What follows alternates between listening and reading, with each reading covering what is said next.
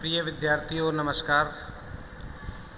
श्री ओसवाल जैन उच्च माध्यमिक विद्यालय अलवर द्वारा प्रसारित ऑनलाइन क्लासेज में आप सभी का हार्दिक स्वागत।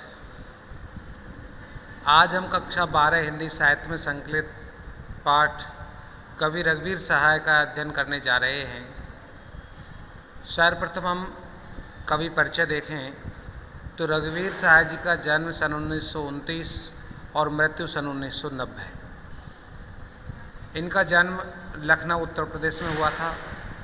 इनकी संपूर्ण शिक्षा लखनऊ में ही हुई।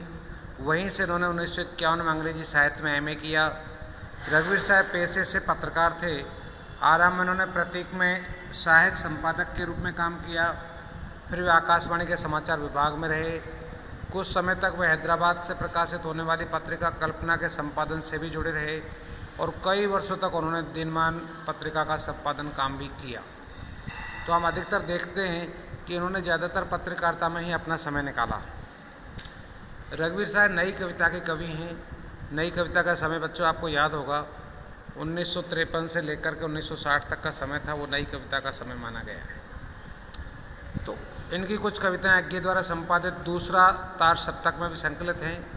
कविता के अलावा इन्होंने रचनात्मक और विवेचनात्मक गद्य भी लिखा है।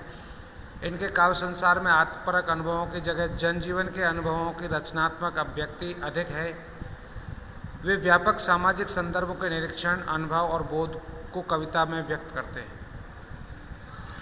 रघुवीर सहाय ने काव्य रचना में अपनी पत्रकार दृष्टि का सृजनात्मक उपयोग किया है। वे मानते हैं कि अखबार की खबर के भीतर दबी छिपी हुई ऐसी अनेक खबरें होती हैं जिनमें मानवीय पीड़ा छिपी रह जाती है। इस छिपी हुई मानवीय पीड़ा को अभिव्यक्ति करना कविता का दायित्व होता है। कहने का तात्पर्य है कि उनका मानना है कि मेरे पत्रकारिता के दौर में भी बहुत सारे ऐसे बिंदु हैं, ऐसे तथ्य हैं जिनको मैं पत्रकारिता के माध्यम से उजागर नहीं कर पाया। उन तथ्यों को, उन ऐसी मानवीय पीड़ाओं को अभिव्यक्ति करने के लिए यदि कोई दूसरा वो रास्ता है तो वो है कविता। यानी कविता ही उनकी अभिव्यक्ति कर सकती है। तो इस काव्य दृष्टि के अनुरूप ही उन्होंने अपनी नई काव्य भाषा का विकास किया है। वे अनावश्यक शब्दों के प्रयोग से प्रयासपूर्वक बचते हैं। भयाक्रांत अनुभव की आवेग रहित अभिव्यक्ति उनकी कविता की प्रमुख विशेषता है। रघुवीर सहाय ने मुक्त छंद के साथ साथ छंद में भी काव्य रचना की है। जीवन अनुभवों की अभिव्यक्ति के लिए वे कविता की संरचना में कथा या वृत्तांत का उपयोग करते हैं। उनकी प्रमुख काव्य कृतियों में सीढ़ियों पर धूप में, आत्महत्या के विरुद्ध, हंसो हंसो जल्दी हंसो और लोग भूल गए हैं 6 खंडों में रघुवीर सहाय रचनावली प्रकाशित हुई है। इसमें उनकी लगभग सभी रचनाएं संग्रहित हैं। लोग भूल गए हैं काव्य संग्रह पर उन्हें साहित्य अकादमी पुरस्कार भी मिला था। अर्थात इनकी रचनाओं पर इनको पुरस्कृत करने का भाव भी हम देखते हैं। इनकी हमारे एक पाठ्यक्रम में 2 कविताएं संकलित हैं। पहली कविता है बसंत आया। तो बसंत आया कविता कहते हैं कि आज मनुष्य का प्रकृति से रिश्ता टूट गया है। बहुत बड़ी बात है, हमारे प्रकृति से कोई संबंध नहीं रहा, हम लोग ऐसा कर चुके हैं। बसंत ऋतु का आना अब अनुभव करने के बजाय कैलेंडर से जाना जाता है। कब कौन सी ऋतु आ रही है हमें पता ही नहीं चलता। केवल हम कैलेंडर में देख करके बता पाते हैं कब ये ऋतु चल रही है। ऋतुओं में परिवर्तन पहले की तरह ही स्वभावतः घटित होते रहते हैं। पत्ते झड़ते हैं, कोपलें फूटती हैं, हवा बहती है, ढाक के जंगल दहकते हैं, कोमल भ्रमर अपनी मस्ती में झूमते हैं, पर हमारी निगाह उन पर नहीं जाती। हम निरपेक्ष बने रहते हैं। वास्तव में कवि ने आज के मनुष्य की आधुनिक जीवन शैली पर व्यंग्य किया है कि आज का मानव प्रकृति से कैसे दुराचरण कर रहा है, कैसे भूल गया कि हमारे जीवन का जो है प्रकृति के साथ क्या संबंध है। तो इस कविता की भाषा में जीवन की विडंबना छिपी हुई है। प्रकृति से अंतरंगता को व्यक्त करने के लिए कवि ने देशज यानी तद्भव शब्दों और क्रियाओं का भरपूर प्रयोग किया है। अशोक, मदन महीना, पंचमी, नंदनवन जैसे परंपरा में रचे बसे जीवन अनुभवों की भाषा में इस कविता को आधुनिकता के सामने एक चुनौती की तरह खड़ा कर दिया है। कविता में बिंब और प्रतीकों का भी सुंदर प्रयोग हुआ है। दूसरी कविता है इनकी तोड़ो। तोड़ो एक उद्बोधन परक कविता है। उसमें कवि सृजन हेतु भूमि को तैयार करने के लिए चट्टानें, ऊसर और बंजर को तोड़ने का आह्वान करता है। यानी हमें भूमि तैयार करने के लिए, उस बंजर भूमि को उपजाऊ बनाने के लिए उसे तोड़ना है, यानी जुताई करनी है। परती को खेत में बदलना सृजन की आरंभिक परंतु अत्यंत महत्वपूर्ण प्रक्रिया है। कोई परती जमीन है जिस पर बंजर पड़ी हुई है, उस पर कोई पैदा नहीं हो रहा है, यदि हमने उसको उपजाऊ बना दिया तो ये उस खेती की सबसे महत्वपूर्ण प्रक्रिया है। यहाँ कवि विध्वंस के लिए नहीं उकसाता वरन सृजन के लिए प्रेरित करता है, यानी निर्माण के लिए प्रेरित करता है। कविता का ऊपरी ढांचा सरल प्रतीत होता है, परंतु प्रकृति से मन की तुलना करते हुए कवि ने इसको नया आयाम दे दिया है। ये बंजर प्रकृति में है तो मानव मन में भी है। देखिए कवि की कितनी बड़ी कल्पना है यहाँ पर, यानी एक तरफ बंजर भूमि की ओर संकेत करता हुआ उस बंजर भूमि से तुलना करता है मानव मन की, मानव हृदय की, कि कहीं न कहीं मानव का मन भी बंजर है। कवि मन में व्याप्त ऊब और खींच को भी तोड़ने की बात करता है, यानी परत जमीन में जिस तरह उसको तोड़ करके जोत करके उपजाऊ बनाया जा सकता है, ऐसे ही मानव मन के अंदर भी यदि कहीं ऊब है, कहीं खींच है, तो उसको तोड़ के उसमें सकारात्मकता के भाव पैदा किए जा सकते हैं, उसमें प्रेम और दया के अंकुर उगाए जा सकते हैं। अर्थात उसे भी उर्वर बनाने की बात करता है। मन के भीतर की ऊब सृजन में बाधक है, कवि सृजन का आकांक्षी है, इसलिए उसको भी दूर करने की बात करता है। इसलिए कवि मन के बारे में प्रश्न उठाकर आगे बढ़ जाता है। इससे कविता का अर्थ और भी विस्तार होता है। तो चलो हम सबसे पहले पढ़ते हैं इनकी कविता बसंत आया।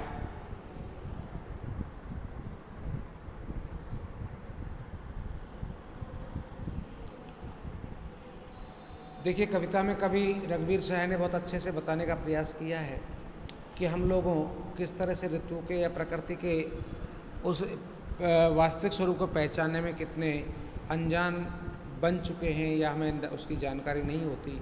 कहता है कवि अपनी कविता के माध्यम से कि जैसे बहनदा कहती है, ऐसे किसी बंगले के किसी तरु पर कोई चिड़िया कूकी, चलती सड़क के किनारे लाल बजरी पर चुरमुराए पांव तले, ऊंचे तरवर से गिरे बड़े बड़े पिपराए पत्ते, कोई 6 बजे सुबह जैसे गर्म पानी से नहाई हो, खिली हुई हवा आई, फिर किसी आई, चली गई।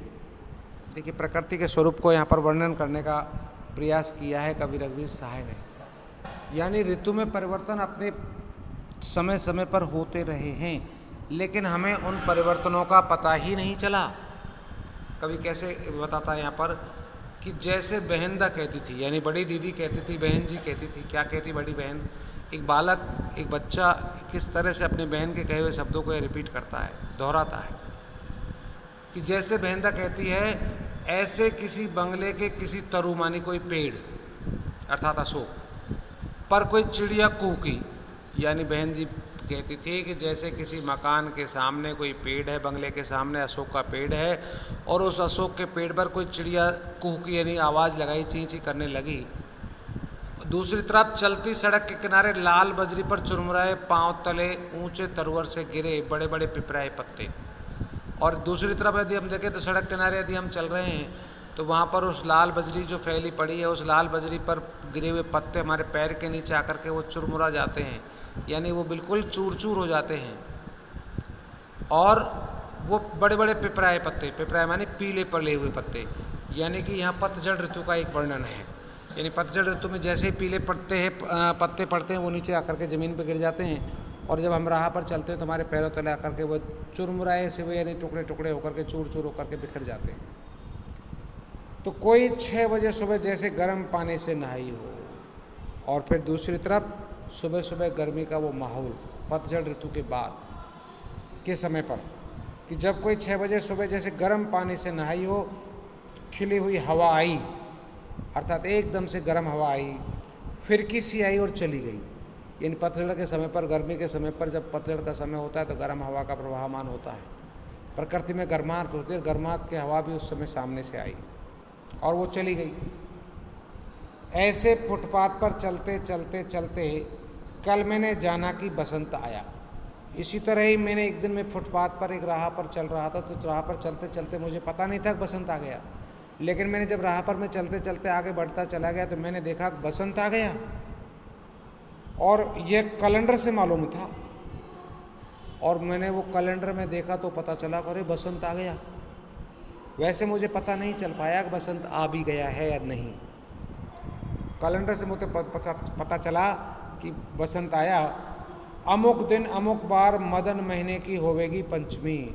मैंने देखा कि अमुक दिन यानी फला दिन, अमुक बार इस बार को, मदन महीना माने कि कामदेव का महीना अर्थात बसंत का महीना, और हो गई उसकी बसंत पंचमी यानी महा के महीने में उतरते महा सुदी पंचमी के दिन बसंत पंचमी होती है। तो उस महीने का मैंने केवल कैलेंडर में ये सब तिथियां देखी, तब मुझे पता चला कि इस दिन बसंत पंचमी है, और दफ्तर में छुट्टी थी यह भी था प्रमाण, और उस दिन बसंत पंचमी का मेरे दफ्तर का कार्यालय का अवकाश। और कविताएं पढ़ते रहने से यह पता था कि दहर दहर दहकेंगे कहीं ढाक के जंगल, आम बौर आवेंगे रस रंग गंध से लदे फूदे दूर के विदेशों के, वे नंदनवन होंगे यशस्वी, मधुमस्त पिक भौरे आदि अपना अपना कृतित्व अभ्यास करके दिखाएंगे। यही नहीं जाना था कि आज के नगण्य दिन जानूंगा, जैसे मैंने जाना कि बसंत आया। बस इतनी सी ये छोटी सी कविता है कि कल मैंने जाना कि बसंत आया, जैसे वे कैलेंडर में से मालूम था। अमुक दिन अमुक बार मदन महीने की होवेगी पंचमी, दफ्तर में छुट्टी थी यह भी मैंने जान लिया कि मैंने कैलेंडर में देख करके ये सब महसूस किया।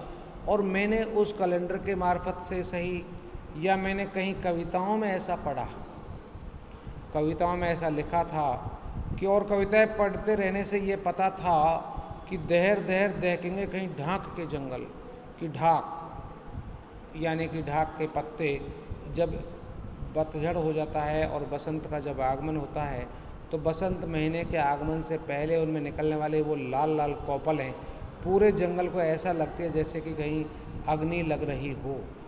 तो वो बसंत के आगमन के स्वरूप को दर्शाते हैं। तो वही मैंने देखा कि कहीं पर ये ढाक के जंगल को एकदम लाल सुर्ख जैसे जंगल में आग लग गई हो ऐसा दिखेगा। आम बौर आएंगे और आम के जितने भी पेड़ हैं सब में बौर आ जाएगा, उनमें फूल खिलने लगेगा, यानी आम बौर आ जाएंगे। इन बसंत के आगमन से पहले प्रकृति में क्या क्या परिवर्तन होता है ऐसा मैंने कविता में पढ़ा। एक तरफ देखा है तो ढाक के पत्ते खिल रहे हैं, ढाक के लाल में सुयुक्त जंगल दिखाई दे रहा है। दूसरी बात मैंने बसंत के आगमन की प्रशंसा में देखा, बसंत के आगमन पर आम बौरा जाते हैं और चारों तरफ प्रकृति में रंग बिल्कुल हरा भरा रंग दिखाई देने लगता है। रस रसी रस आनंदी आनंद और गंध सुगंधित वायु भी प्रवाहित होने लगती है। इससे अर्थात रस रंग रस गंध से लदे फदे दूर के विदेश के, वे नंदनवन होंगे यशस्वी, यानी विदेशों में जैसे हम देखते हैं ऐसे हमारे यहाँ पर भी पूरी प्रकृति नंदनवन की जैसी दिखाई देगी। अर्थात विदेशों में पाए जाने वाले ऐसे उन सुशोभित होने वाले जंगलों से युक्त वातावरण हमारी प्रकृति का दिखाई देगा। मदमस्त पिक भौर और उस बसंती वायु से सुगंधित हवा से अपने मदमस्त होती हुई वो कोयल, वो पिक, वो भौरें आदि अपना अपना कृतित्व अभ्यास करके दिखाएंगे। अपना कृतित्व अभ्यास का मतलब है गुंजार करते हुए। कोयल की बसंत में आने वाली पीव पीव की मधुर आवाज़ और भौरों की गुंजार हमें चारों तरफ सुनाई देगी। अर्थात वो अपने अभ्यास करने का तात्पर्य है कोयल की पीव पीव की आवाज़ और भौरे की गुंजार बसंत के आगमन पर चारों तरफ सुनाई देने लग जाती है। यही नहीं जाना था कि आज के नगण्य दिन जानूंगा। मुझे पता नहीं था कि आज के ये खाली दिन में बैठे मुझे इसका पता ही नहीं चल पाएगा। जैसे मैंने जाना कि बसंत आया, कि इस प्रकार मैंने ये जान पाया कि अब ऐसी स्थिति होती है तो समझो बसंत आ गया है। हालांकि प्रकृति के साथ हमने इतनी खिलवाड़ की है कि हम जान नहीं पाते प्रकृति में कब बसंत आया, कब पतझड़ आया, कब बरसात आई, कब गर्मी आ गई। चूँकि हर एक ऋतु आज हमारे कारण प्रभावित है। चूँकि हमने प्रकृति का जो मॉडल था, जो नमूना था, उसको परिवर्तित करने में बड़ा काम किया है। यानी हमने प्रकृति को उसके वास्तविक स्वरूप से हमने बदल दिया और उसके दुष्परिणाम आज हम देख रहे हैं। आज बरसात ऋतु के समय पर देखें तो टाइम पर बरसात नहीं होती, समय पर बसंत नहीं आता, समय पर पतझड़ नहीं आता, समय पर गर्मी नहीं आती, सब आगे पीछे बदल रहे हैं। बरसात के दिनों में जिस तरह बरसात होनी चाहिए बरसात आज नहीं होती। ये सब क्या है? ये प्रकृति के साथ हमारे द्वारा किए गए उन खिलवाड़ रूपी कार्यों का ही परिणाम है कि हम आज इस तरह अपने आप को ये नहीं समझ पाते कि बसंत कब आई और कब चली गई। यानी प्रकृति के जो परिवर्तनशील स्वरूप जिनके कारण बसंत के आगमन का हमें पता चलता था, आज वो नहीं चल पा रहा है। ये बड़ी एक बात है।